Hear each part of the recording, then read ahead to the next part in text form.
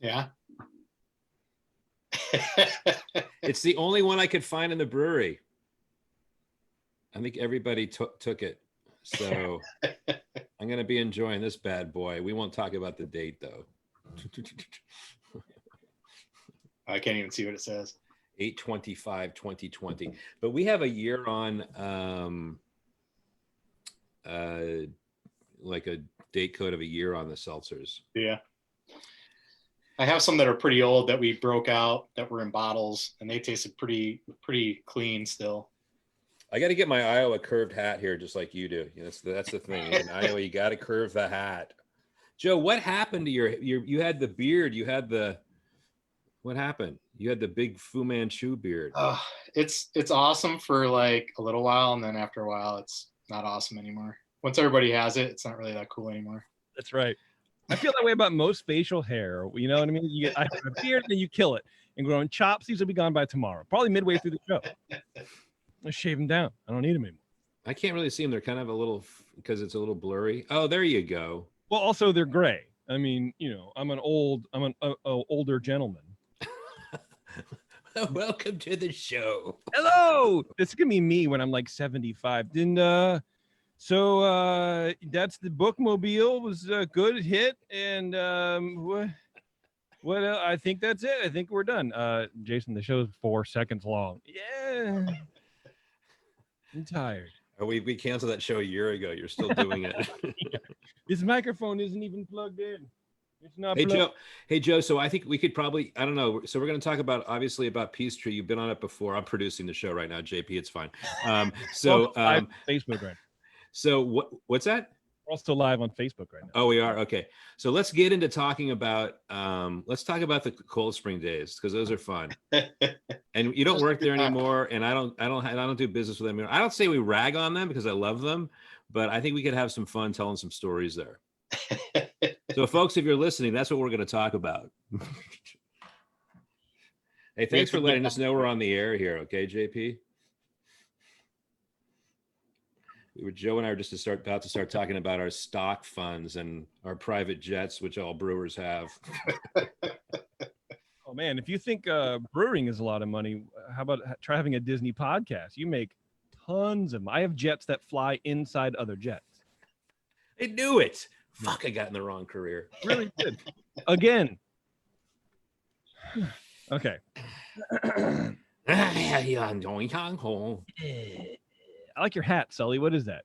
It just says lager 100 times. Yeah, lager. This is from a brewery in Atlanta, Georgia called Halfway Crooks. Johan is the brewer, and his uncle is actually Peter Buchard, the former brewmaster at New Belgium, and now the brewer owner at Purpose Brewing. Okay, love it. Trying to take down his uncle. I love it. That's a free plug right there. No. Johan. Joran. I called him Johan. Wow. Well, I like the hat anyway. Well, thank you for saying that, even if you don't mean it. I don't really mean it.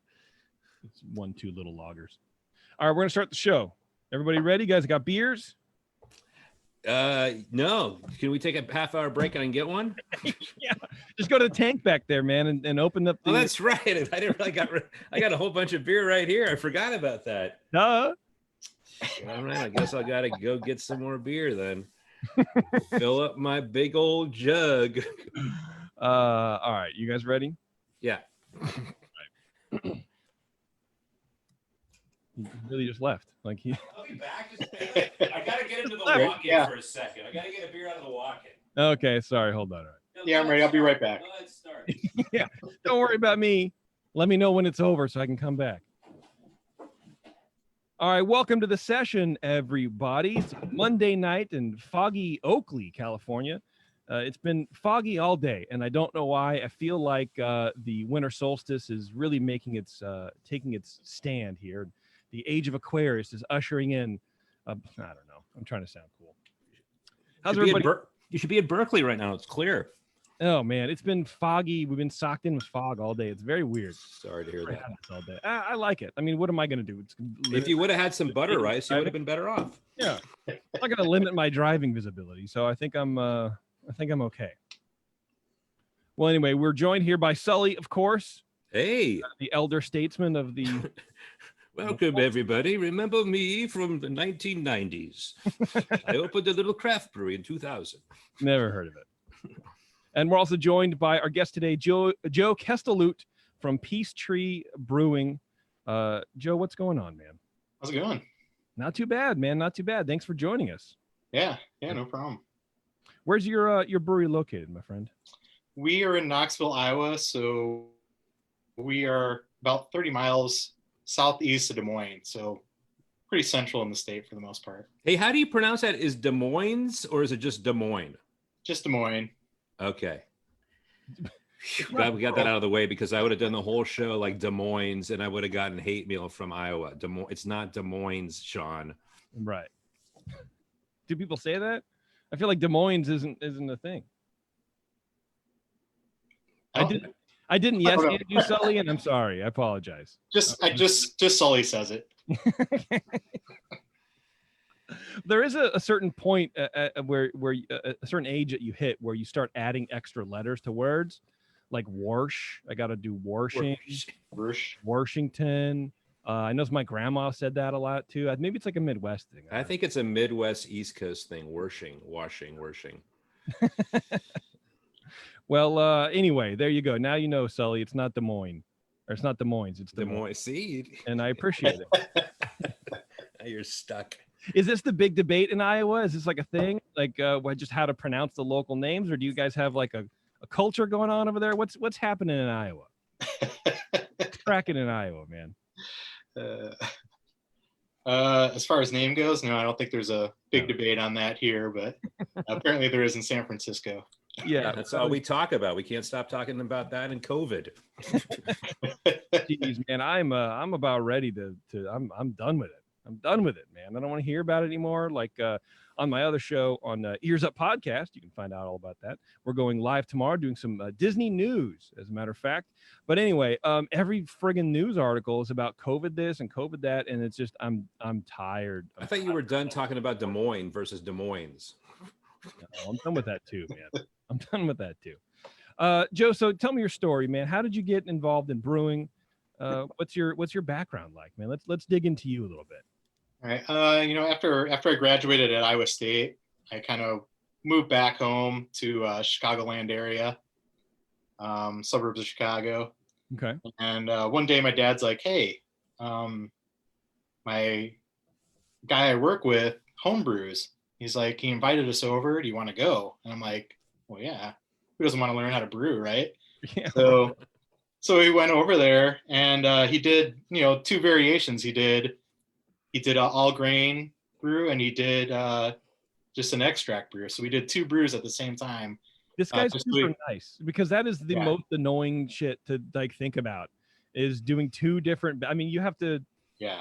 You're scatterbrained the whole day. Yeah, man. Why would this person do that? I don't know. It was pretty amazing. He was a pretty amazing guy. Okay. And it was a pretty awesome experience. And he let me, kind of jump in and help mash in and do all that fun stuff. Yeah, he let you do it. Yeah. That's free labor, folks. That's what we like to call that. Yeah, hey, come watch me homebrew. Might as well, like, is there another industry that lets you do that? Like, you wouldn't go, yeah, come join me on the IKEA assembly line. help me do this. Or and it's funny because watch me clean my house. You're so willing to do it too. I mean, I was in the same boat. Like, really? I mean, she wasn't the home brewing part, but it was like pro brewing part. Like at Triple Rock, I was like, I mean, I can do this for free for 9 months before you give me a job. Yeah. Have you ever grained out before? Do I pay you or what? I don't know. Yeah, it is funny, like how excited you get with that kind of, like, I remember my first time home brewing.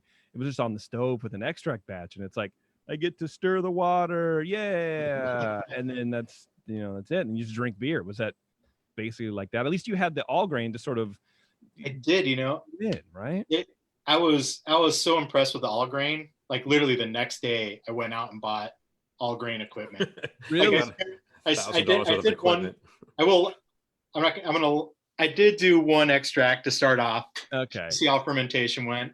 Right. And then I went into all grain right after that. I just jumped. Look at you, stud. Well, I appreciate you not lying to us because we would find out. We do. Figure out what the hell you're talking about. Well, what were the beers that you made at this guy's place? I believe, God, I can't even remember. I believe Just one make of it them up. was a pale ale, and I can't remember what the other one. The all grain one was a pale ale of some sort, but I can't remember what the extract was. It's probably just extract and water. You're just trying to Yeah. show off. This is back like I think in 2000. Okay. I'm going to guess it's a porter or a stout or something. Yeah, maybe. Chicago area, come on. You're not doing West Coast IPAs. So, all right. So you get your all grain equipment. What's the first batch that you run through on that?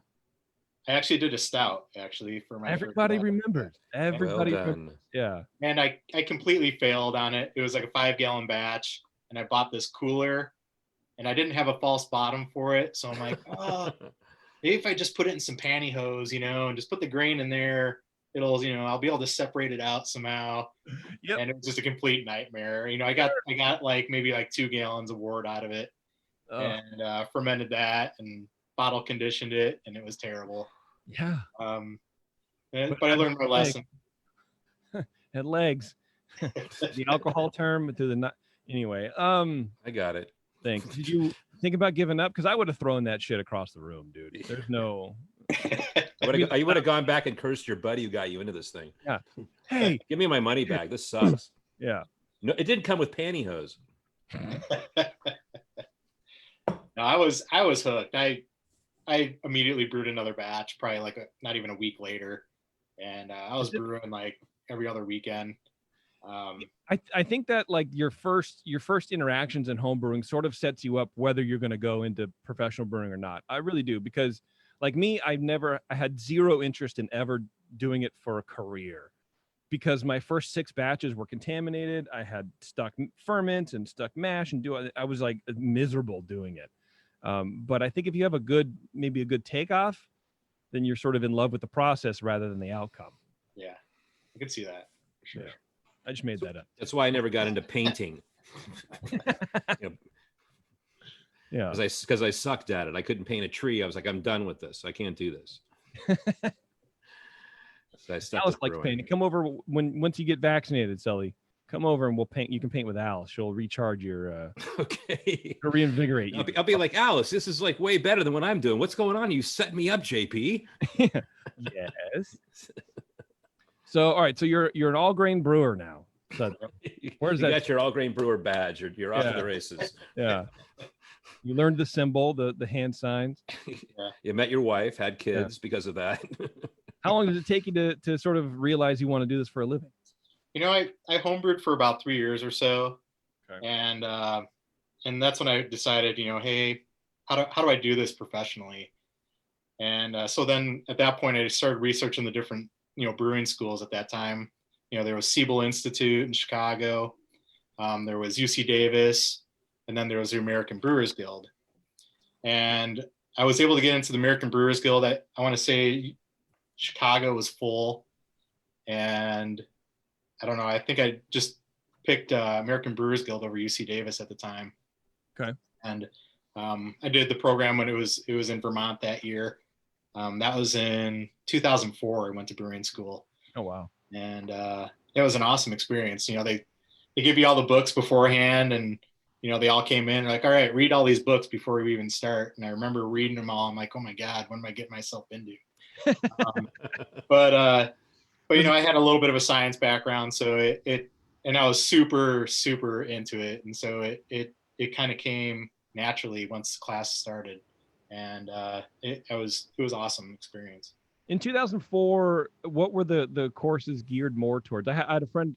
I mean, I still have a friend. He's still alive.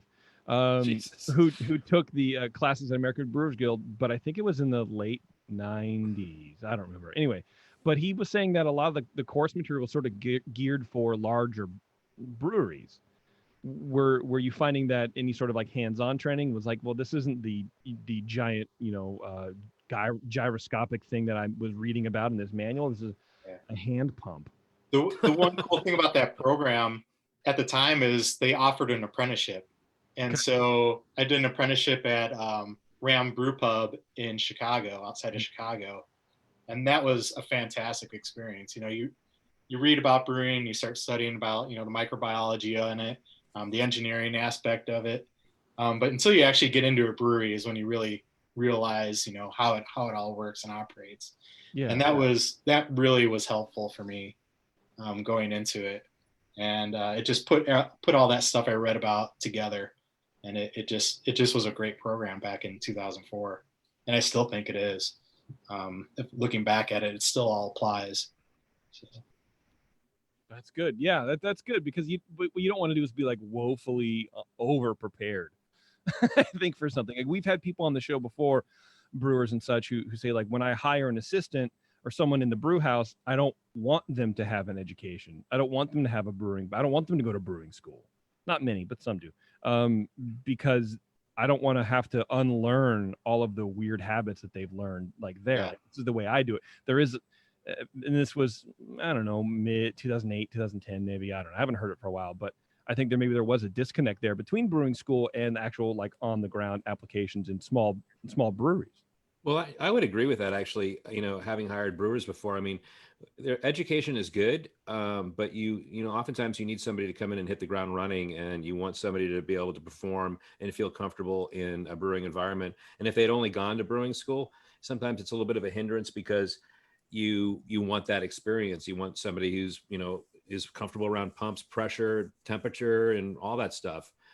So I definitely look for any candidate to have, some brewing experience somewhere. So Yeah, well, it makes sense now, especially. And schooling is great too, because then they come like with preloaded software. Hey, let me see all the books that you use. Let me learn a thing. And oftentimes that's actually, because I did go to brewing school way back in the day, in the 40s, when the planet was run on coal. And it's actually nice when you get folks who brewers have come in who've been to school recently, because they actually can teach you a thing or two, and you have to be open to that, because you forget stuff, especially as you said earlier, a man of my advancing age. Whoa. So you need a little bit of a refresher course, and they provide that free of charge. That's good. Well, you have to pay them still, but anyway, you get the idea. Absolutely. All right, so you've done your apprenticeship. You went to school. Where do you land after that? So after that, I'm in the Chicagoland area, and back in 2004, 2005, there weren't a ton of breweries in Chicago back then. There was a few brew pubs. Goose Island was around. Mm-hmm. So I threw my resume out to all those places, and nobody was really hiring at the time. And so I had to go out of state, started looking out of state, and found myself landing in Cold Spring, Minnesota. And we've heard of that place before. Yeah. And back at the time, it was a huge facility. I'm like, this will be great. What a great experience this will be. They do sodas, they do energy drinks, they do beer. It's got everything. So I packed my bags, and my wife and I jumped in the car, took our son, and moved to Cold Spring, Minnesota. Wow, you just moved. We flat out moved, sold my house, and wow. Had you visited the brewery before that, before you took the job? I did, for the for the interview, I went out there. And no, before the interview, he was moving. He was like, no, I know I'm going to get this thing. I'm kidding, and I'm kidding, folks from Cold Spring, but because we brewed at Cold Spring since 2008. This is where I met Joe. So this is where this is where like our worlds intersect. Right. They were partner brewing with you, right? Yeah, they were a partner brewer when we first started like brewing out of state. And it's an old lager brewery. It's definitely has its challenges. And, when you see it for the first time, you're like, oh, okay. And you kind of get into it, and you realize it's not like when you're used to seeing so anyway, I don't want to. So Cold Spring Brewery is what, Joe, it's a town of about less than 3,000 people, about an hour and a half outside of Minneapolis, St. Paul. Yeah. And this is a huge brewery there. And they definitely, it's an older brewery, and it has some challenges. It's not like when you walk into a brewery and you see conical stainless fermenters. It's like they're bread box fermenters, epoxy lined, and there's a pasteurizer on board there for a reason.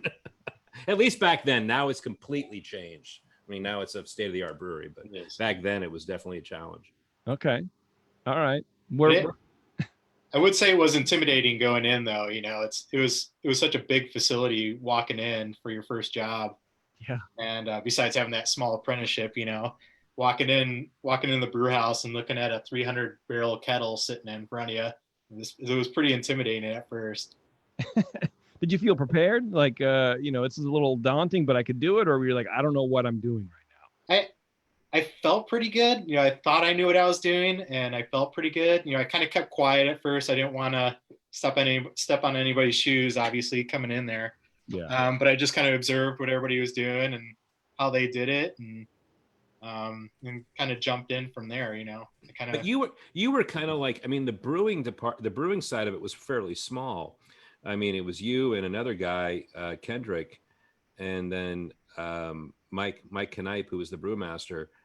I think I'm stepping on your story here, but whatever.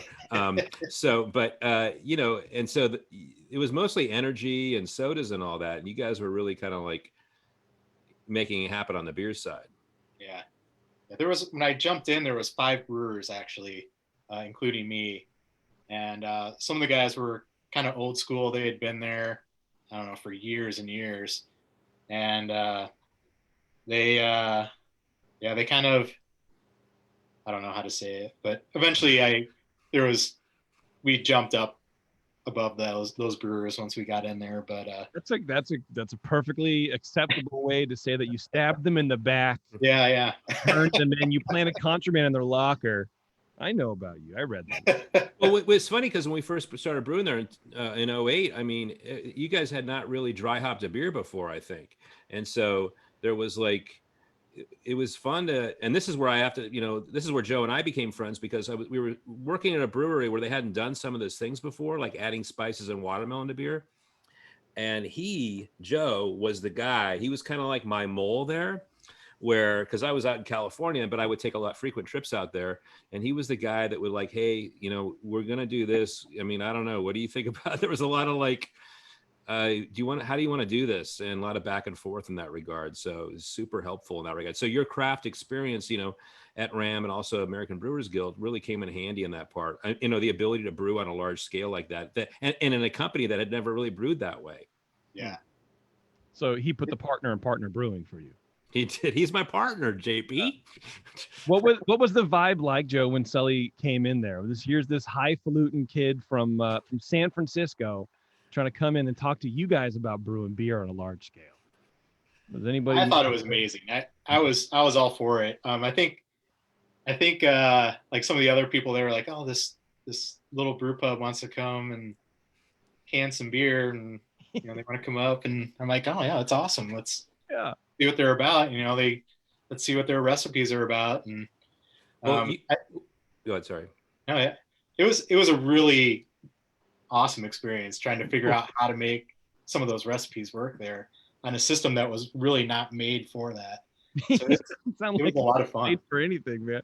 Yeah, well, I'm just trying to get dirt on Sully. That's all. Well, you can get all the dirt you want. You probably know most of it, by the way. But no, like when we first started looking for a place to brew, we were calling across the country, say, and looking for a brewery we could partner with.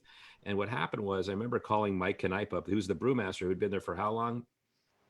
Oh, I don't even remember how long he's been 40, there. 50 years, whatever it was. Yeah. And remember, I would say like, hey, Mike, I just called him up out of the blue and said, hey, this is Sean from San Francisco. I got this brewery. I want to bring I want to use our own yeast. I want to bring watermelon juice. I want to put spices in our, and it's, dry hop. And he was like, oh, and you have to know Mike and most Midwesterners in that area, who are wonderful people, by the way. Oh yeah, we could do that. We could do that. And so it totally like sort of lit the light on the whole thing. And we were able to go out there and essentially just start brewing. And it was guys like Joe and Kendrick and some of the other brewers there that were able to sort of really make it happen. I mean, wild stuff went on there. Well, so how long were you at Cold Spring? I was there until, I think I started in 2005 and left in the summer of 2009 for Peace Tree. That's a long haul, man. Yeah. That's a long haul. Did Peace Tree, find you, or are you looking to sort of branch out a little bit and kind of plant some roots? No pun intended. Well, I actually had a pretty good position up there at Cold Spring. I was doing quite well, but we just didn't have any family in Minnesota or near there, and we had 2 young boys, and we were traveling a lot to see my folks in Chicago, my wife's folks in Iowa, and we saw that this brewery was going to open in Knoxville, Iowa. And so my wife's like, you need to apply to there. I'm like, all right. Yeah, with her family, not yours. Right. Her parents, not yours. Right. Okay. All right. And it's still closer to Chicago as well. So it worked out both ways. Yeah. And my sister was living in Des Moines at the time. Both Des Moines? Damn, Des Moines. dude. Cool. So it got me closer to my family as well. Nice. Yeah. Well, that's the main thing, man. You got, you're moving for your job, and then your second move is probably just more for your family. Yeah. I think that's pretty good. And Megan and her family were great. They, it was Megan, her father, and Scott Ziller. They were so nice. They were great. They were amazing people. You could tell like right away it was going to be a good change. So. Okay. But they took you on because you essentially applied for a job. Is that right? Yes. And this was a brewery that hadn't existed before. So you had to build this brewery. Yeah, there was no brewery. So I was coming on as head brewer to help start and supply the brewery. Oh, geez. Supply all the equipment and everything. So we started from scratch. When I went there for the interview, they had the building, and it was just a shell of a building at that point. And they just brought me over for the interview, and I had the interview, and they're like, we'll show you the building. And we walked in, and they're like, what do you think? Do you think we can, make this the brewery? And I was like, yeah, I think we can make it work. See, that would freak me out. No matter how much experience I had, like they would turn around and look at me and they'd see a JP shaped cloud of dust. No, I can't. There's no way. Cause I just heard too many horror stories on the show about how heavy that, the crown is essentially to build us a brewery, please. I don't know. You're a better man than I am as far as we'll see in any other arena, but So Joe, how did you do that? Did you, that is kind of, you hadn't done it before. Yeah. Did you just go, yep, we got it, and then went home and threw up? I mean, what'd you do? No, we researched different, brewing equipment. There wasn't a lot of used equipment at the time, and the owners at the time, they wanted new equipment. They didn't want to have to keep fixing things. So I started looking at, JV Northwest and a couple other companies. And we tried to scale it to the size of the brewery, to the size of the building. So, what we tried to figure out, hey, how can we maximize this space with the right size system? And we came to the conclusion that a 20 barrel system, we could probably maximize the overall space, overall. And so that's how we started, based on that. And then we brought, we decided on JV Northwest at the time. And then they brought somebody down, and we kind of scaled it out and made it work for that size building. That's a good we company. had to really change the dynamics of it because they wanted like the brew house kind of up front and, visual coming in, but just based on having a silo, we couldn't have a silo out near that brewery. So we had to reconfigure the way the brewery was set and actually put the brew house in the back corner. Where we could have a silo where it all made sense and kind of flowed a little bit better around the room. So it went from brewing, fermenters right next to it. Then across from there, you got your bright tanks, and then coming out, you have your packaging line and then the cooler. So we kind of had it going in a circle, the flow through the building. And that seemed to work and make sense for us at the time. Yeah, it seems like any sort of new project, we were certainly guilty of that. Like you want to do this sort of showcase, opportunity. You want people to see it when they walk right in, so they know where they are, and show the brewery up front at least. And eventually, it's like put it in the back because the seats are what pays for the bills. So pays for the bills. So it's like we certainly had like some really grand schemes on Second Street about how to do that as well. So I completely get it. Hey, I'm just curious, like when you were like getting involved in this project, what was the scene like in Iowa, in Knoxville, especially in terms of craft beer? I don't imagine it was very robust there. What happened? That's actually a really good question, because when I moved in at the time, when I moved to Knoxville, Iowa had a law where you can only brew up to 6.25% alcohol. Oh, wow, you had a cap. And so it kind of limited, the Iowa breweries and what they could brew at the time. And so there weren't a ton of breweries. There were, probably maybe like 25, 30 breweries, mostly brew pubs, less than a handful, less than you can count on your hand, breweries that packaged at the time. And so we were coming into it pretty new, right when things were starting to take off. And right when we opened the doors, we knew the law was going to change to 15% alcohol. And so that really opened the doors for styles that weren't actually available for breweries at the time. So it was perfect timing for us to open up a brewery. Breweries could bring in from out of state high alcohol beers, but the Iowa breweries were really stuck just brewing up to 6.25%. Ass backwards. Yeah, like you can bring it in, but you can't brew it yourself. Yeah. That doesn't make any sense to me. But that's a distributor law. Once they saw that was an issue, the law changed pretty quick, and with help from some of the guild people, which is kind of funny. Our guild at the time was just a handful of breweries that would be there, and now there's 125 breweries or so here in the state. So it's been awesome to watch that grow. We used to go to a meeting and it was literally like one table.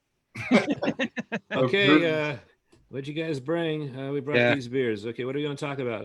These beers. Okay. These beers. But it's so cool to go to a meeting now, and there's just so many people. It's just great to see it grow, and the way it's expanded over the last 11 years here.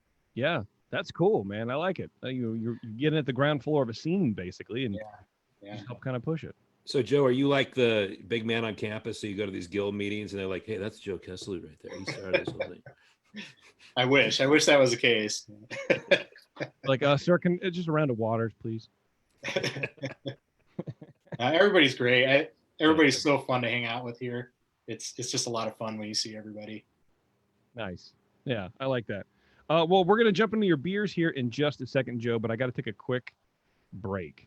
So everyone, stay tuned. We're talking with Peace Tree Brewing Company from Knoxville, Iowa. It's the It's the session. We'll be right back. All right, that was fun. I'll be right back. I'll be right back too. Are we off the air right now? He can't hear me. All right, this is when we talk shit about JP. Now, let me tell you something. The guy's out of control. He's got to go check on his wife right now. I know, I feel terrible. A fun story about those two, Taryn and Jason. I was actually the officiant at their wedding, I think about 5 years ago. Oh, yeah? Yeah. So if anybody's listening out in Facebook land, I am available and I'm cheap, sort of. What are you drinking, Joe? I'm drinking one of our pale ales that we're kind of playing around with the Kveik yeast. Oh, you're using, actually, I think we're off the air too. So let me just make sure here. Which Kveik yeast are you using? The SB. Oh, really haven't played with that one. It's kind of got like a peared lychee character to it. Really?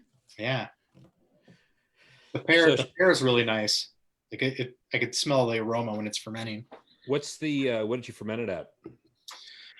I've done a few different ones. One I did a small batch, and by the time I got it in there, I wanted to pitch it at 90, but it actually went in at about 80. So it turned out okay. It turned out good. It didn't have as much fruit character as what I thought it would, but it's probably because I went in so low. I did another one a little bit warmer, like 85 degrees. I still didn't get it at 90. Doesn't it ramp up though? It didn't ramp up as much as I thought it would. But then I did a stout with it, and that ramped up. Once I got it in right at 90, just above 90, it ramped up from there pretty quick. But when it was below 90, it didn't ramp up like I thought it would. That's weird. I thought, well, it heat up enough to get above 90, but it didn't. How long did it take to finish? This one took off really fast, but it didn't finish in like, the 2 or 3 days that one does. But it took off really fast, and then it kind of slowed down, and it took a couple weeks. That's better. All right, ready to come back, huh? So are we off the air when we break? No. Okay. Okay, good God, because we're both about to get sued. Oh. Well, you out playing with your worm, but you left again. We're about to start back up, and he leaves again. What the fuck is going on? Hi, Sully. I just got home from the brewery. Hi, guys. I didn't see you there. Are you really gonna get sued? That'd be funny. No, we're not. We kept it clean. We just talked a little bit about you. Oh, that's good. Well, the good news is I get to edit this, so I get to hear all of this again, and then I get to edit the video, so I get to hear it a third time. Well, good. Yeah, it's a lot of fun. I'm having a great time. All right, we're gonna come back here. Ready? Joe, it's good to see you. All right, thanks for sticking with us, everybody. It's the session. We're talking with Joe from. Why's everyone laughing? I don't even know why I'm laughing. Joe I'm laughing Kesteloot. It's Kesteloot. I know. Read the card. I just kidding. Jeez. From Peace Tree Brewing, Knoxville, Iowa. I'm about to have some beers, Joe. And what should I start with? I'm assuming the Colt Brew Coffee Stout, right? That's what the first beer I should. Ooh, that might ruin your palate for the next ones. And you might be up all night. Well, you're going to be up all night anyway because of your wife's bird hand. All night. Yeah, I went to go check on her. She's fine. Is she? Can she come out and say hello? No. I knew that was going to happen. Nobody can talk to my wife but me. That's the rule. Okay, Pence. The Blonde Ale, I'm assuming, is the first one up.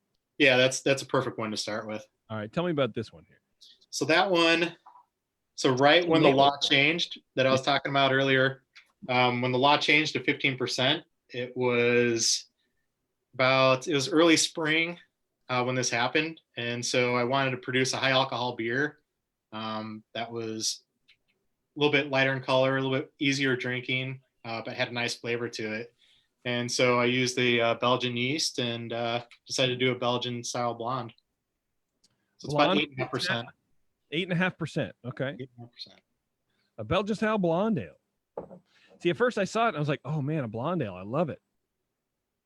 Check out those bottles. These No, stubbies. the bottles, yeah, they're little the little stubbies. I love the branding on it. The colors are nice and they pop. The bottle cap is nice. It's a nice little package, man. Feels good in your hand, doesn't it? It really does.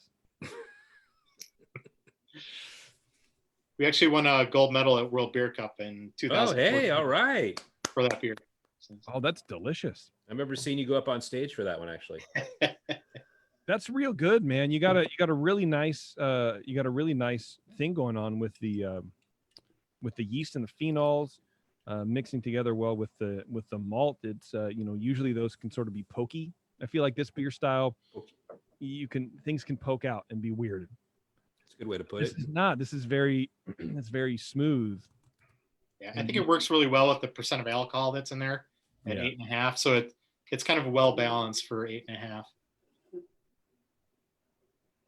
Yeah, it really is. It's maybe a little too smooth because I feel like I just want to finish this glass. LOAD loaded. Well, it's the first time we put it on tap. It was pretty funny. I was out doing a tasting, and we had just put it on tap. And I came back from this tasting. And it was already evening already, and we got in the tap room. And I looked around. It was super loud in the tap room.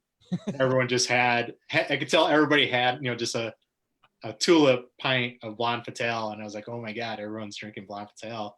Yeah. So you could definitely tell at the time. You get loud nights, man. Come get I don't loud. even think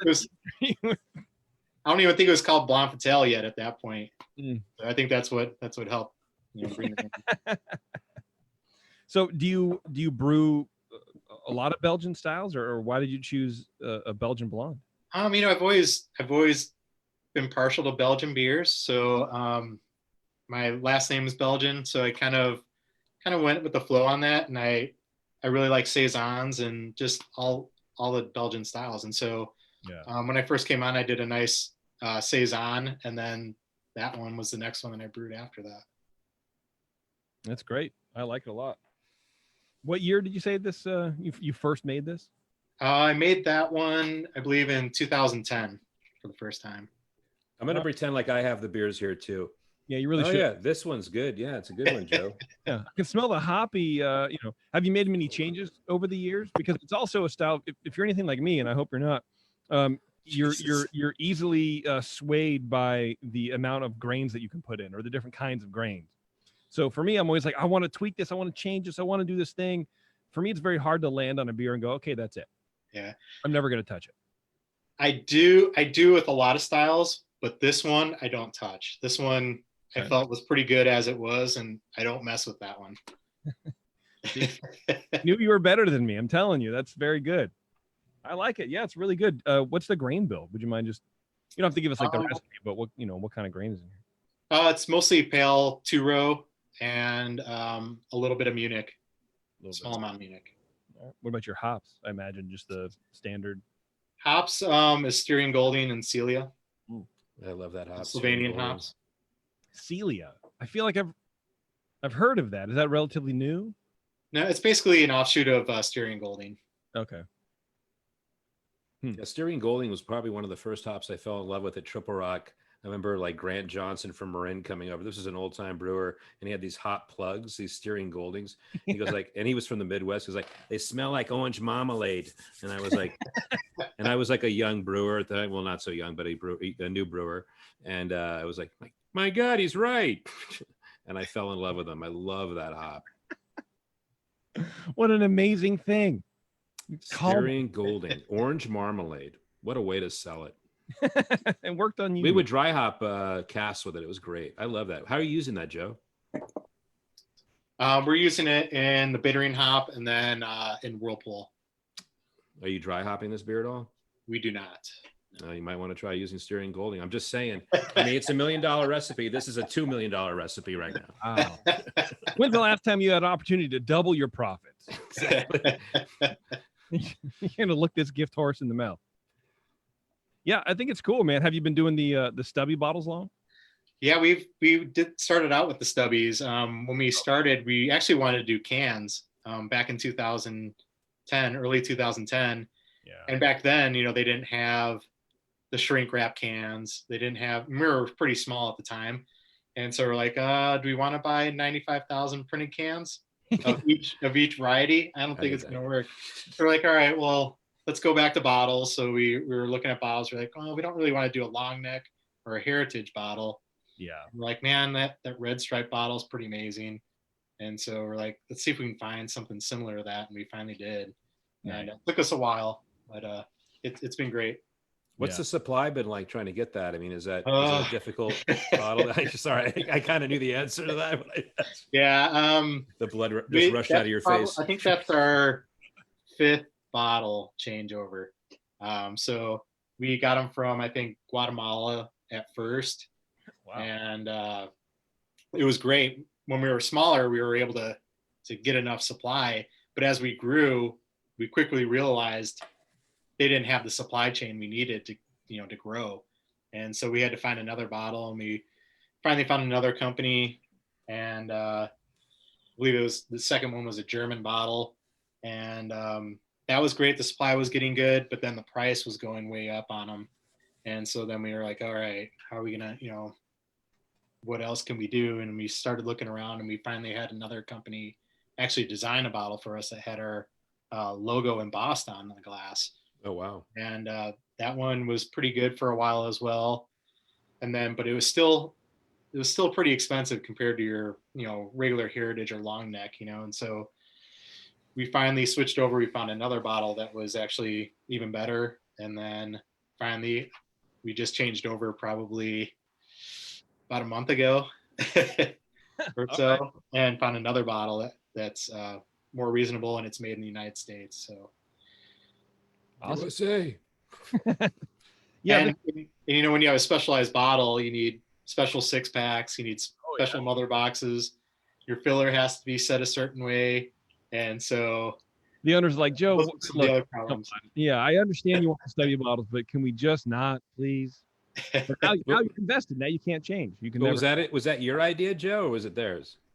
I think I brought it up, and I think everybody kind of together liked it, and we rolled with it. Once we found the bottle that was available. I think it's great too. I mean, it's really unique. I mean, you don't see that bottle in the market a lot, so it stands out. Yeah.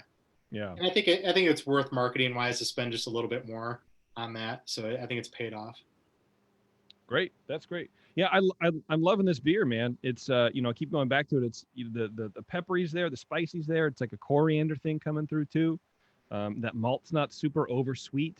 It's it's a little bit lighter, and so I think it focuses more on those kind of phenols, which is really the showpiece for the style of beer, anyways. But some of these beers can be overwhelming. I don't want to say cloying, but they can be just a little bit heavier. And then for me, the spiciness becomes a distraction, not a showcase. Yeah, But we wanted the yeast to shine on that beer and let it do all the flavoring for us. Well, it smells great. It tastes even better, man. What yeast are you using? We're using 1056. Dr. Homebrew. Yeah. Which one are you using? Yeah, we use Y yeast 1214. Which one is that? That's Belgian Abbey yeast. Belgian Abbey. Okay. Kicks out some good stuff, man. I'm just taking notes right now. It's fine. Keep talking. What was the spice load again? No. All right, what should we tackle next? I mean, I just opened the blonde because honestly, I didn't really read. Hey, Joe, did you send any of the canned beers? I didn't. No. Okay, well, I'm going to open a canned beer right now from Peace Tree. This is their berry craft hard seltzer. Oh, you're doing seltzers? Yep. All right, how's seltzer going for you? Seltzer's been doing well. Yeah. Great. Yeah. It gives me a chance to kind of play around with different stuff that I normally wouldn't put in a beer. Look at that. So, yeah. It's super clear. Yeah. Seltzer water, dude. Come on. It's hard to make. I got to tell you a funny story. So, oh my God. So Joe and I. It's water and sugar. Hold on. Settle down. Just take a break. Go check on your wife while the adults talk. But it's actually hard to make. As a brewer, you're kind of used to, you're fermenting different sugars. So when it comes time to do this, it's a whole new world. So it's funny because Joe and I actually really started like leaning into each other hard on like this project because we were developing hard seltzers at the same time he was. And so it was just like this complete, like, this is what I'm trying this week. What are you doing? So we had this like, this sort of trans state, like, discussion about how to make this stuff. And it was actually kind of fun. We had a good time with it. Okay. It was. Well, that's good, man. And honestly, it tastes delicious. This is the first time I've had it. It's 5% alcohol. Well, why is it so hard to make? I mean, you don't need to go through the whole thing because eventually we'll do a show on seltzer. But what's the biggest? It's just it just doesn't ferment in the normal manner that you'd expect it to. Like, so you sort of dive into it like, well, I'm just going to use my regular, ale yeast or whatever, and I'm going to try to make it work. And then you kind of get into a position where you're like, well, I'll load it up initially with a bunch of yeast nutrients, and that seems to work, but it doesn't really work because it takes 29 days to finish out. Yeast isn't used to metabolizing straight dextrose or whatever you're using, and so then you have to pivot and use a different yeast strain, a different yeast nutrients, and handle it, maybe the fermentation's a little bit different. And it's so it's fermentation management more. It's 100% fermentation management. Yeah. And you're like, and then you think about repitching it. And sometimes that works. Sometimes that doesn't work. So Joe and I would talk to each other all the time. Like we were like tracking each other's fermentations. Like mine's at 9 right now. This is Plato. What's yours at? Oh man, I stalled out at 8.5.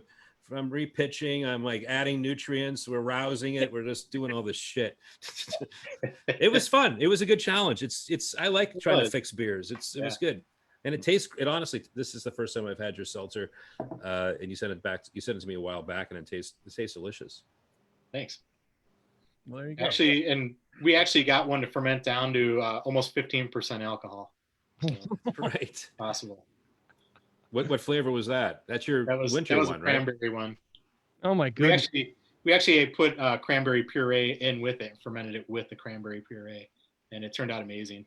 Really? And people obviously ate it up. I mean, it's hard seltzer, but it was. We served it at just 6 ounce pours, so we were careful how we served it because it would catch up with you pretty quick, not knowing it was 15% alcohol. Is that a package? Did you put it in a can or bottle? No, it was just a one-time brew that we did just for probably draft. Smart. Yeah, for sure. Are you gonna do it again? Maybe. Yeah. All right.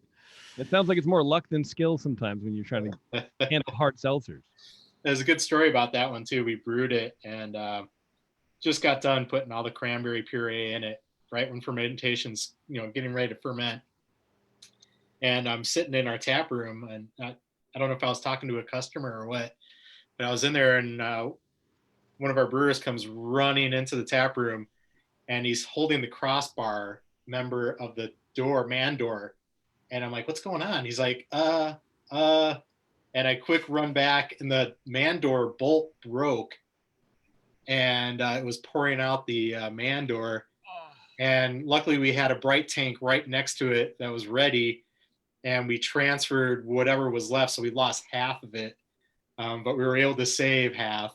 Wow. And but it turned out amazing in the end. So this was the door on the fermenter that like the bolt broke or something. The bolt, yeah, the bolt that holds the door right in place snapped, and it just came pouring out the man door. Luckily the man door was high enough to where we were able to gravity feed most of it to the other tank while it was still pouring out of the door, and then we were able to push it the rest of the way into there. But it was, we almost lost the whole batch. Oh man, ended up saving half of it, so it turned out great in the end. It's also more annoying that it turned out great in the end. Yeah. To replicate it, we have to drain half of this batch. Exactly. You have to break the bolt, and then we just have to, and then you have to do, man. You have to put a roll of copper in your pocket and stand on one foot, and then it'll be fine. Yeah, I think sometimes being a superstitious brewer is like being in the Twilight Zone episode. Well, I woke up at 6:09, so I got to do that again. What should I open next, Joe? Let's go with the Orange Goza, the OG. All right. OG. Sully, you don't have any of this. Oh, see, I don't. The other night, I have cold in my fridge, and I have them, lined up here also warm. I almost opened the warm one. Well, let's do that. That'll be fun to watch. Didn't go well last time. Oh. Tell me a little bit about the Orange Goza. Orange Goza, it's a kettle sour Goza. So we, obviously kettle sour it, but we actually use 2 different yogurt strains in there, and we'll let it sit for a certain amount of hours and let the pH drop to about a 3.25. And once it gets to there, we will boil it, add our sea salt, and then we also add our orange peel in the boil with it. And then we also add orange extract in the kettle as well. And we'll send it over to the fermenter, and we actually use a Belgian yeast in that as well to ferment it. The Belgian yeast really likes the acidity in that. Oh, really? Yeah, it ferments really well with it. Yeah, the aroma, great.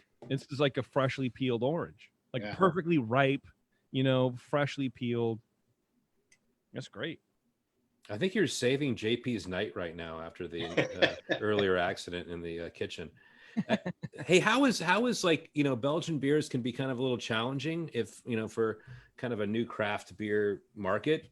What's it been like for like Iowa? Was it a mature market? Did you have to sort of do a lot of education, or what happened? I would say right now it's a mature market and everybody's pretty well educated.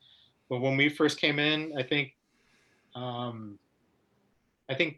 people were interested in the beers that we had because it was different than what they had in the past. So I think that really worked well for us in the market. And we tried to skew things off a little bit from the norm. So we had a rye porter at the time that was made with a Belgian yeast, and that was really good.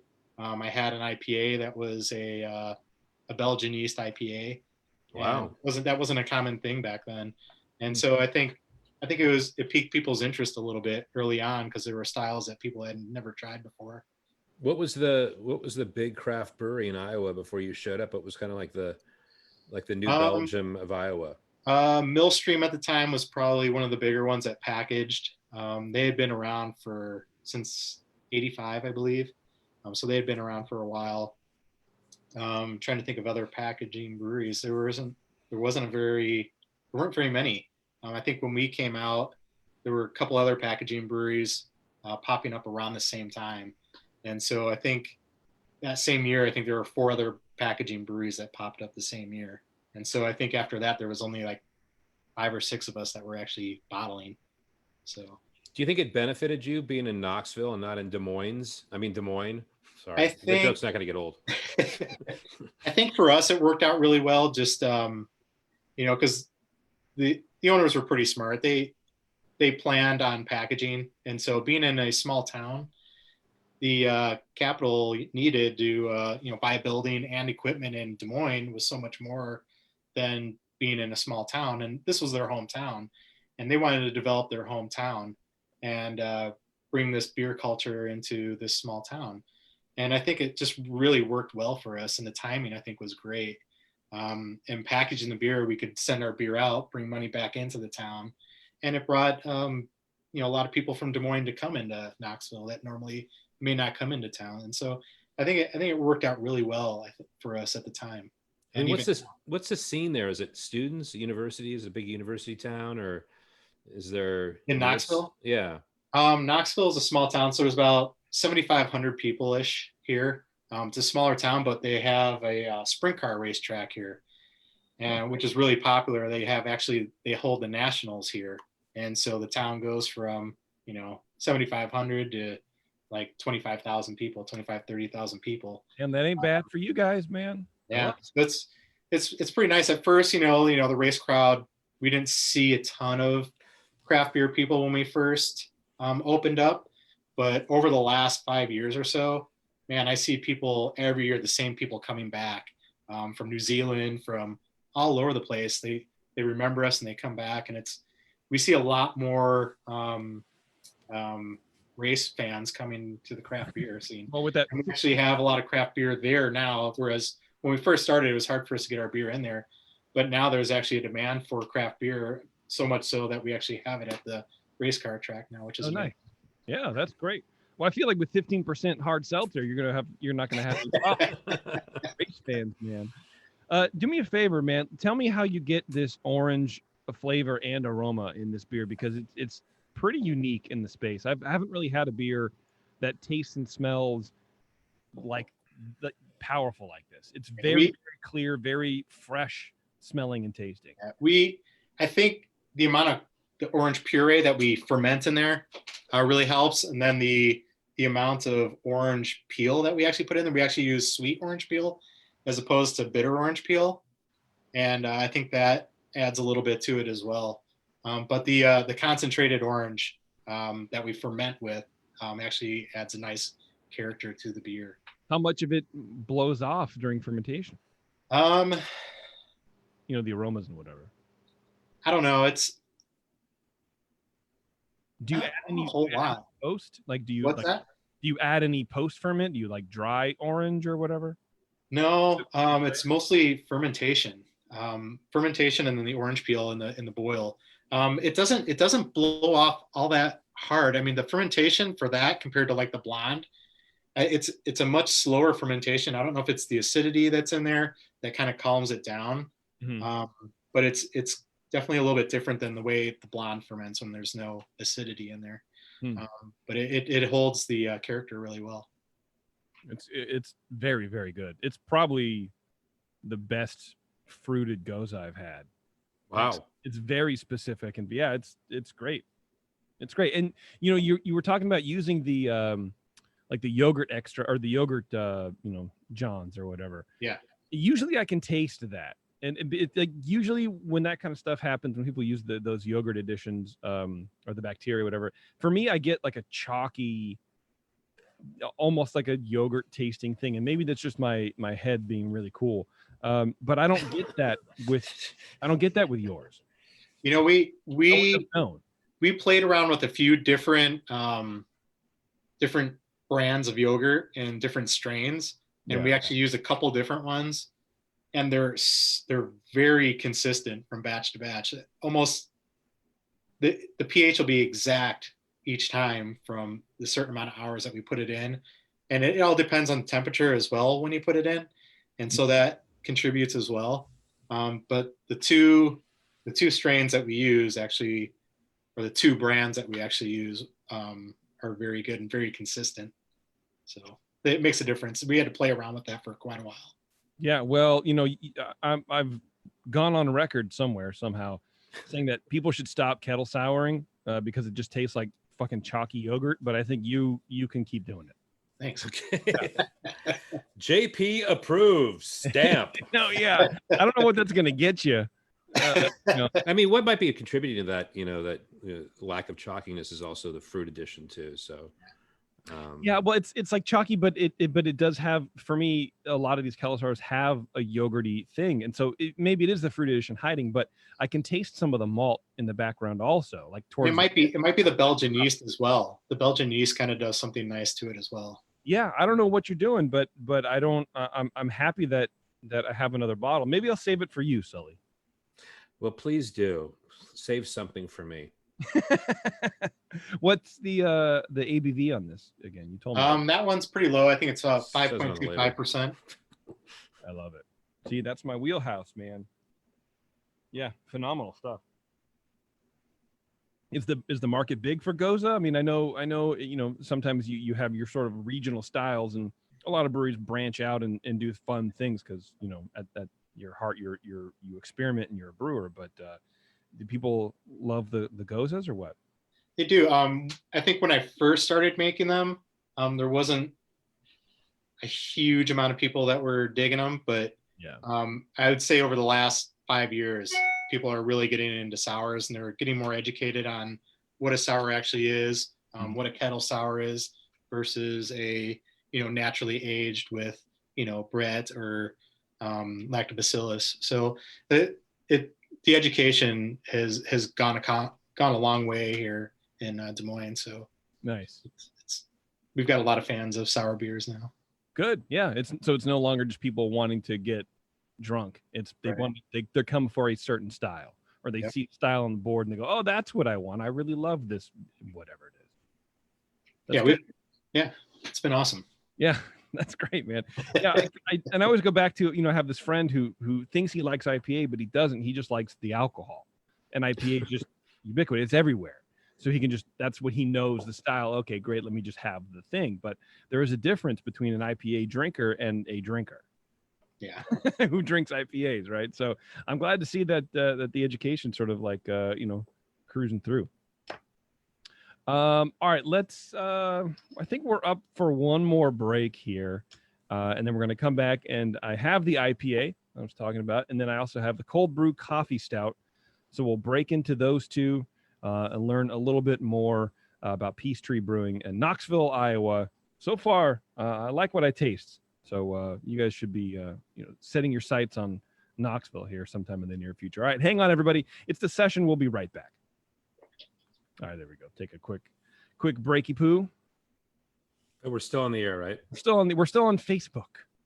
Yeah. Well, hello, Facebook. Is anybody watching? No, nobody's watching. Okay. Yeah. So if you guys need to go to the restroom or get a beer or something like that, now's the time. If not, we'll just come right back and jump into the last two beers. I'm gonna grab a beer quick. Okay, perfect. And then Facebook, if you guys have any questions for Joe or Sully, I guess, I don't know. At this point, Sully, I think, has answered every question possible. Ask in the chat, and I'll try to remember to get to him.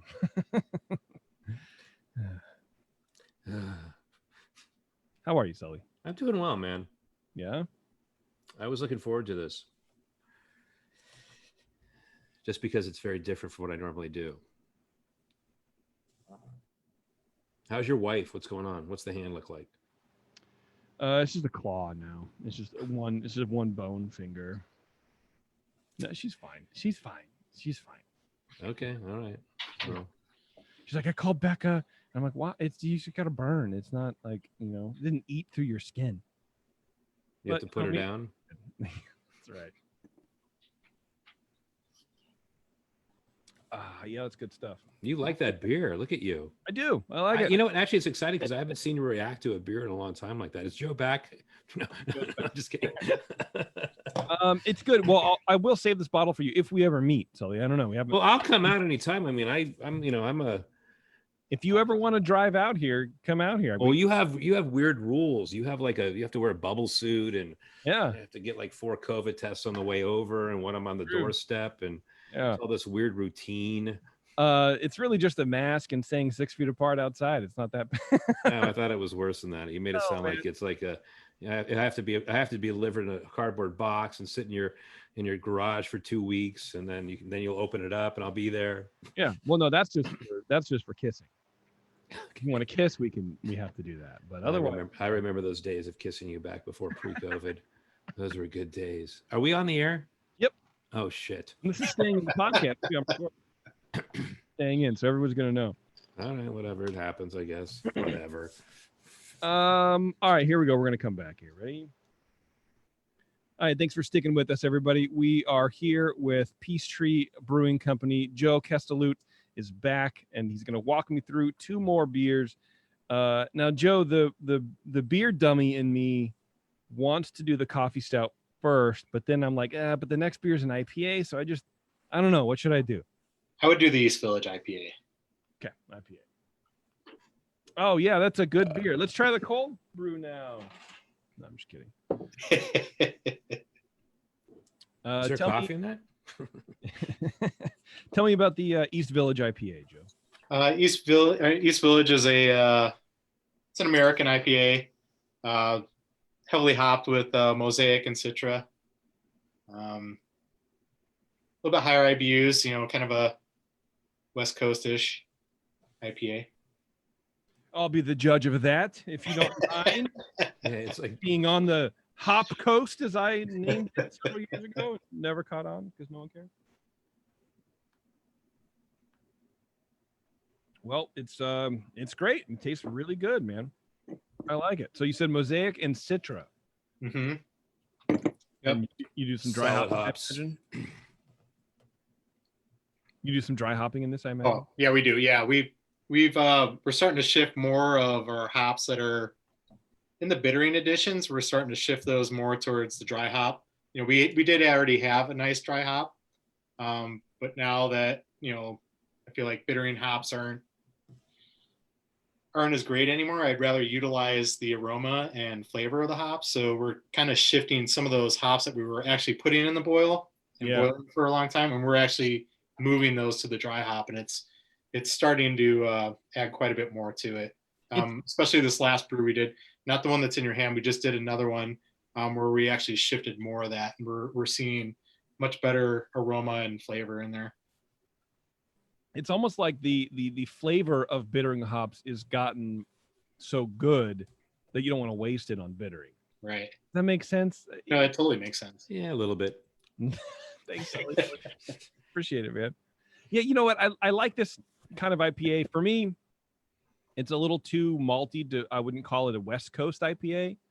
But I prefer those kinds of IPAs. Like if I have to drink an IPA, I want it to have a more malty backbone, because a lot of these West Coast IPAs, and Sully, you should take notice, just taste like hop water to me, and I don't like it.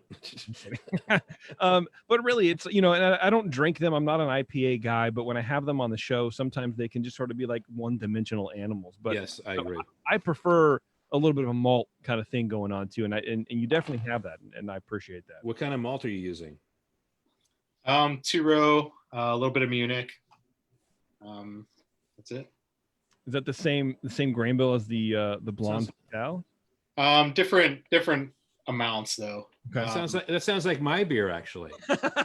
In fact, that's my recipe, I think. Whoa, you stole that from me at Cold Spring. God this damn does it! taste like your beer. Honestly, I thought this was a exact recipe. I'm kidding. I'm sure it's better. What's your number one seller over there at the brew pub? For me or for Sully? Yeah, no, it's not. This is your show, man. Sully, yeah. I will monopolize as much as I can, but I will not answer that question, sir. Packaging wise, Blanc Fatale is our biggest seller. Really? Yeah. Wow. Yeah, that's our flagship beer. But in the tap rooms, it's whatever we're coming out with new is usually the top seller for the week. Okay, I feel like either you're mistaken and no one tells you, or you're lying to me. First of all, I can't believe that your flagship is a Belgian blonde in the middle of the country in Iowa, a town of less than 7,000 people. It makes no sense to me. So I feel like your town and even your state are just they don't understand. I don't know what that means. That's great. I really do like hearing that there are drinking cultures out there that don't just go for IPA is my, whatever, or even pale ale. I love a good pale ale. Don't get me wrong, but I don't know, man. A Belgian blonde just blows my mind. And then what JP is saying is he loves Iowa. Everybody from Iowa, he loves them. I really kind of do. Well, maybe except that one person. But and then you're in your tap room. It's just whatever is new. There's no. It's whatever gets put on. People go, oh, I love that because they just love it so much. The blonde is always up there, so it's always in the top 3 or so. And then our pale lager is probably up there as well. Okay. And then usually our hazy IPA is up there. That's too bad. And then whatever seasonal beer. So we usually have another beer coming out though, like twice a month that we'll throw on tap. Great. So okay. Usually that'll be the top seller. Well, I like to see it, man. I think that's great. I really do. Let me dump. So how does the hazy sell? Hazy sells well. Yeah. Of course it does. Because nobody understands. Nothing but lagers. Iowans. Iowanians. With an S on the end, yes. Keep going. Is it Iowanians? Do you do any lagers? I mean, besides your lager, but Iowans, right, Joe? Iowans? Yeah, Iowans. Yep. Yeah. I like Iowanians, but that's just me. Do you guys do any lagers besides the pale lager that you just mentioned? Just a pale lager right now. What is a pale lager? I don't even know. So basically a Pilsner. Oh, really? Oh, see, now you're talking. That's my number one favorite, man. And people like that.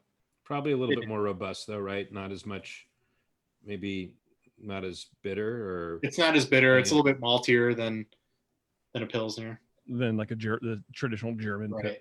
Okay. All right. That's good, man. I'd like it. All right. Let's talk about the coffee stout, the cold brew coffee stout. So that one we developed with a local roaster. His name's Brian Gum. He works at Ross Street Roastery, and so we had been in contact with him early on, and we were working on a project with him to like maybe do some coffee at the brewery at one time. Yeah. And then I decided to do a stout, and I'm like, well, I want to do a coffee stout. And so we wanted to use somebody local. And so I got a hold of him, and he gave me several varieties of coffee to play around with. We played around with, do we do a coarse grind? Do we do a fine grind? How are we going to put this in the fermenter? Are we going to put it in the fermenter? Are we going to put it in the boil? What are we going to do?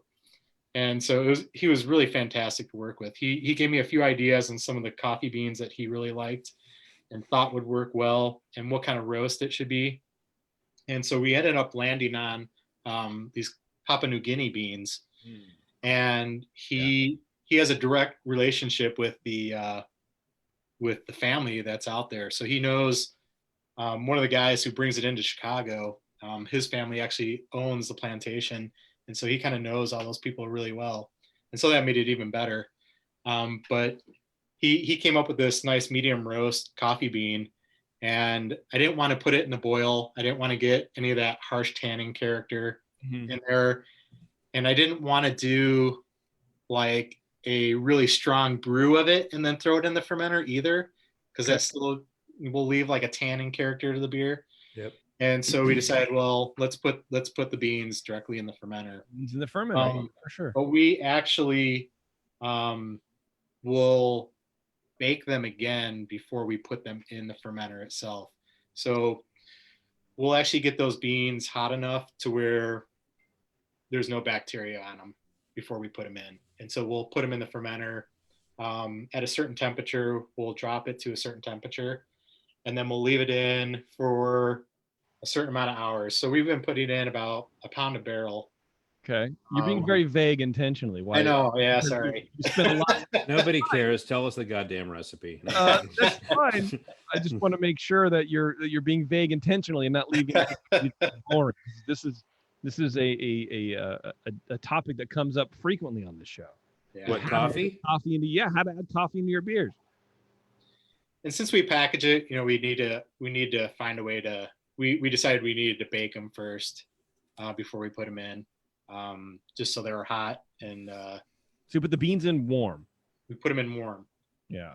And that way, it helps prevent any bacterial infection.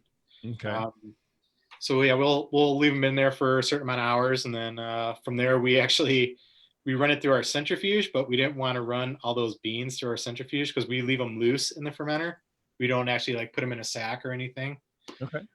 So we actually had to put a keg on there with it's basically like a yeast keg. So it's got an open top and it's got a side valve. So we run a hose through the side valve, and then we put a giant screen, a tube screen on top, and we run the beer through the keg, up through the screen into the centrifuge to make sure all those beans don't clog our bowls in our centrifuge. Nice. That would be expensive. Yeah, for sure. So it's always fun coming up with stuff to, make things work that normally you wouldn't do. It wouldn't work. Yeah. Have you, so the coffee roaster that you are using has a family who runs the plantation in Papua New Guinea? No, he knows the one of the gentlemen who brings it to Chicago. One of the suppliers. The supplier actually has the family in Papua New Guinea. Got it. Okay. Has a plantation there. That's crazy. But he actually came to our brewery and spoke. We also have a brewery in Des Moines, a tap room in Des Moines, and he came out to speak, and he gave an amazing presentation.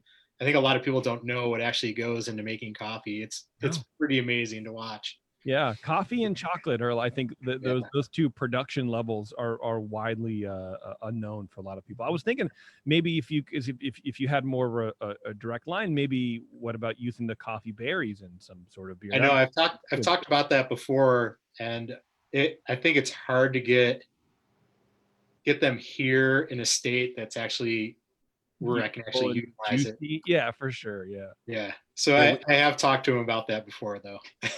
Yeah, they'll degrade right away. I mean, that's the thing about it. I mean, we did a coffee IPA with Pete's Coffee, and I mean, you're kind of describing the same experience I had, Joe, with our coffee with Doug Welsh, the roast master at Pete's.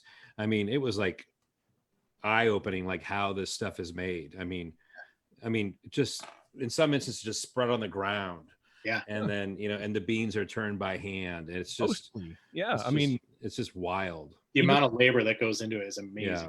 It's insane for sure. Like working at Starbucks, even through the Starbucks filtration system, you get a 5-pound bag, you open, there's a rock in there sometimes. Yeah. Because they're just on the ground. So that rock transferred all the way from Sumatra, all the way through the roasting process, all that kind of stuff. It's crazy. This is very good. I like the coffee flavor. I really do think that the beans from like African beans or like Papua New Guinea, like those sort of lighter, the beans that tend to be beneficial to like lighter roasts, like Ethiopian Yirgacheffe, for example, Papua New Guinea, those kind of things, I think lend better for darker beer flavors because they have the sort of blueberry notes and maybe sometimes a lemony note or whatever with like a Yirgacheffe or something, but this is very good. Yeah. So like when you were working with the coffee roaster, Joe, did you play around with roast levels? Because when we did ours, we roasted it we used Ethiopian Supernatural, which has a blueberry kind of lemon note, like you talked about, JP. And we pulled the roast way back. It wasn't even a roast that you would actually brew a coffee with. I don't think it was like 70 Agtron, which is like the way they rate roasting levels. So, damn. No, on that note, it's like inverse. So actually the lower the number, the higher the roast. So did you lower the roast down or did you play with it or how did you? That's actually a lot of fun to do that. Yeah, we did play around a little bit, but basically I was going off of what he was recommending at the time because he knew way more than I did about coffee. So I kind of went by what his suggestion was. And, we kind of went on a lower to medium to lower roast on there just to get the flavors that we wanted out of it. We felt like if we went any higher roast, we would get some astringent bitterness out of it that we probably wouldn't want. So we thought that low medium roast was the best flavor profile that we wanted. Yeah, exactly. Because otherwise those higher like fruity notes just get blown right out. Yeah, and you can do it in a darker beer, but I think you need to pull back on those darker malts too, because you can get that kind of roasty, ashy thing with darker. Like I don't do French roast coffee. I don't know if you're a French roast guy, but like I can't. I am. Keep going. I can't do it. It tastes too much like an American stout to me, which are usually just ashy and weird. What kind of coffee do you like, JP? I like a Sumatra, I like an Ethiopian Yerg, but like I like a medium plus roast. I don't like it too dark because so maybe like a 50 ag drawn. Sure, man. Yeah. Well, my Agdronoscope is down. It's in the shop, so I don't really know. All right, I'll come fix it when I come out and try that beer with you. Thanks. What's the ABV on this coffee stout? That one's 6.5. Oh man, that's nothing. I would have sworn that it was a little bit higher, because it is so sort of like rich, and stouts can kind of do that, man. If you get a good one, which this one is, it kind of hide. I don't know. There's some that can hide the alcohol, but then some that pretend that there's more alcohol in them. Yeah. Which I appreciate, because I don't like a whole lot of alcohol, but I like a lot of flavor. Deceptive is what you're saying. Mm-hmm. What'd you say? I like liars. Yeah. I had a question from the chat for you, Joe. Do you have any beers that use corn in it, since you're from Iowa? We do, actually. I've done a couple different beers. Actually, when I first got here and the brew system was actually being built, I was brewing on a little Sabco system, developing recipes. Yeah, I haven't heard that name in years. And so, I wanted to do a Saison, and, so most farm laborers in Belgium, brewed Saison beers.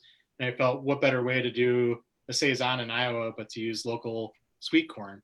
Yeah. And so we did it in small batches at first, and people seemed to really like it. And then we started bottling it. So we bottled, we'd usually do a packaging run every year. And then this past year, I worked with another local farmer with his field corn, and we made a haze maze beer, hazy IPA with it. And it turned out pretty well. People seem to like it. Yeah. What's the beer behind you on that poster? You have is it made with that's cornucopia. That's the Saison. Yeah. Right on. Oh, nice. Nice. How was the hazy beer with the sweet corn? Did it sell pretty well? People like it? It did. Yeah, it sold really well. We just did a small batch. We did about 20 barrels of it, packaged a small amount, and did a small amount of draft. But it had a really nice character with like a London fog yeast. Okay. It really, when it was fermenting before we dry hopped it, it really had a nice silky, great mouthfeel to it, and really nice corn character, which I didn't think would come through, but it actually did. We used about 30% corn, and it was really nice. And then once we dry hopped it, it was a really good beer overall. Nice. Yeah, that sounds pretty good. Are you going to do it again? I'll probably do it again. Yeah. Nice. Here's another question in the chat. This is from Todd. He says, what style do you want to do, but the market doesn't allow you to go to market? That's a great question. For whatever great reason. question. And why? So what style do you really want to do, but you can't, and why do you want to do it? Man, I'm a sour guy. I like sour beers, and so I like the process of using lactobacillus, Brettanomyces, and we had our brewery in Des Moines, and I was getting to the point where I was playing around with a lot of that, but it's so hard to have enough of it to actually package it and do it consistently from batch to batch. It's so hard. And I'm still going to continue to do some of those beers, but on a packaging level, it's so hard to do and do it well. Hats off to like New Belgium for producing a lot of great beers back in the day, and now doing some of those sours that were consistent from batch to batch. But probably some really nice sours. Nice. I love it. Well, we were talking before the show. You have a Solera project. We do. I've been doing some spontaneous beers over the last 3 years, where we actually work with Blue Gate Farm, which is an organic farm south of our brewery. And so to kind of mimic some of the beers in Belgium, you know, where they have the open slats and the cool ship, where they allow all the, you know, wild yeast from the fruit orchards to spontaneously ferment their beer. What we did is we got some wort over the kettle, boiled it, put it into a, you know, makeshift cool ship that had a lid on it, and we actually drove it out to this organic farm. And we went at a particular time of the year where the fruit was just right, and so we parked it downwind from where all the fruit was. And so they had a bunch of raspberries, they had a bunch of ground cherries, they had some huckleberries growing, and we parked it downwind from right there. And we took this lid off. I had a screen over the top, so they also had honeybees at the time, so we didn't want to kill other bees. So we put a screen over the top. That's nice of you. And we waited for 24 hours, went back, picked it up, put it in oak barrels, and let it spontaneously ferment. And it didn't take long. I thought it was going to take longer than it did, but it took, I want to say, about 72 hours in a barrel. And we put a blow off tube out of the top of the barrel. And I started watching the bucket, and, you know, I was looking, and all of a sudden I saw a bubble. I'm like, oh, maybe it was a fluke, you know, maybe it's just changing temperature in the room. Sure enough, like 30, 40 seconds later, another bubble, and it slowly fermented, and it actually took off.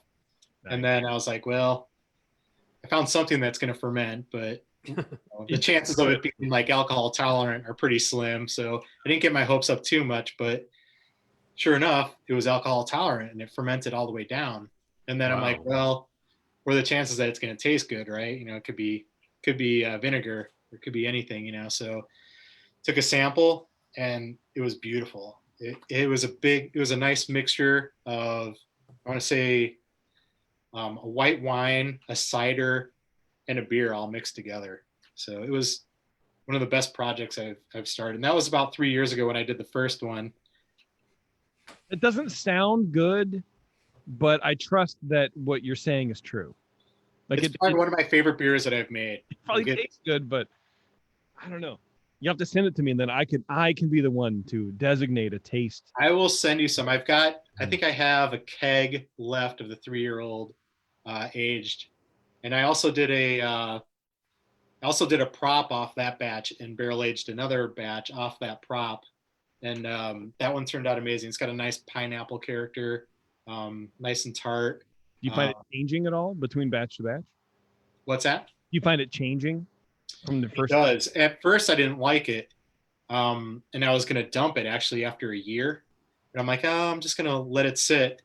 And sure enough, a year later, it actually cleaned up, and it was the pineapple came out in it, and it was really beautiful. It's got just the right amount of tartness in it. It's not overly acidic. It just had a nice, clean tart, almost like cider character to it. Better than the first? I would say the same, but different flavor profiles. Okay. All right. So the same on the wow scale. Right. And then I have one that's 2 years old that's almost identical in flavor characteristics to the first one, which I never thought would happen. And then I have one that I did last year, same thing. It has the same profile, which is pretty similar to the first two that I did.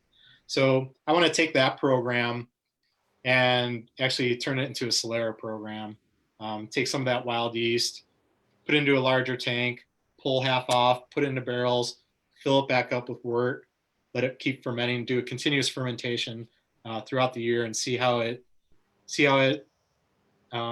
evolves and changes throughout the year. You don't want to like drive your truck out with a big pan out to the middle of a raspberry field every time you do this? No. Are you going to culture any or bank it at one of these yeast farms or whatever? I wanted to do that off my first one, and I just never got around to it, and I waited too long. So I think when I do it again, I think I'm going to try and send it in and see if we can bank it. Yeah, man, you should. That sounds great. See what's in it. You're onto something, man. Yeah. Yeah.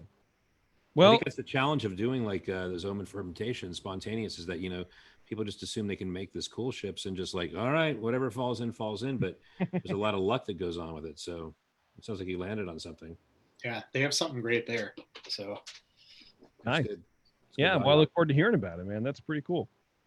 All right, Joe. Well, hey, man, if there's nothing else, we'll let you go. Let you get out of here. All right, man. All right. Well, thank you very much, Joe. I appreciate it. The beers were all great, and a good time talking with you. And thank you again for sending in the beers and being willing to take a little bit of time out of your night to talk with Sully and I. Know talking with Sully is a stress and a strain, but. Well, you got the beer judge guy here. I mean, every bottle you open is like, is he gonna like it? Well, I don't know. You never send me beer, so I don't know. Well, maybe there's a reason. Yeah, I got it too good. Anyway, thank you very much, Joe. It was a lot of fun, Joe. Good seeing you, Yeah, too. thanks for having me, guys. It was good seeing you, Sully. Yeah. Joe Kesteloot, Peace Tree Brewing Company. Joe, how can everybody get a hold of your beers or just a little more information about your brewery?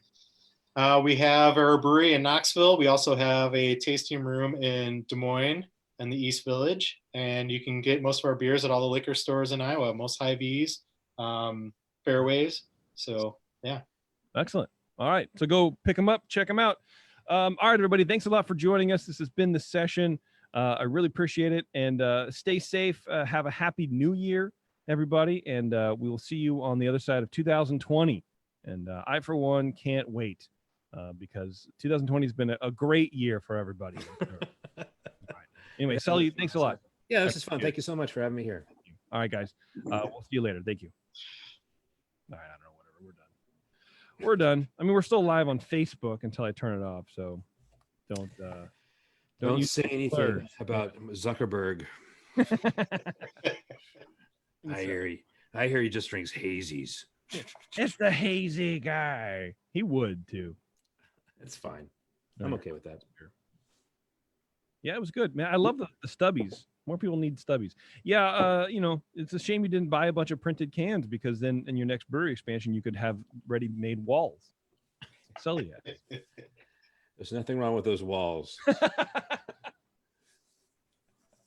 Anyway, all right. I'm going to turn Facebook off. Okay. Bye, Facebook.